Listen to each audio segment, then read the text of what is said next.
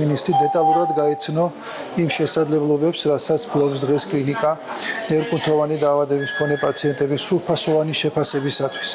ნახეთ ყველა ის დიაგნოსტიკური შესაძლებლობა, რაც გვაქვს დაწყებული ლაბორატორიული დიაგნოსტიკიდან, დამთავრებული უფრო მაღალ ტექნოლოგიური შესაძლებლობით, მაგალითად მაგნიტორეზონანსული ტომოგრაფია, ნახეთ კომპიუტერული ტომოგრაფია, დავათვალიერეთ ელექტროკარდიოგრაფიის, გულის გამოკვლევის შესაძლებლობები, ყველა ის აუცილებლობა და საჭიროება, რაც აქვს ამ პაციენტებს შესაძლებელი იაშვილის კლინიკაში სრულად იყოს გადაფარული.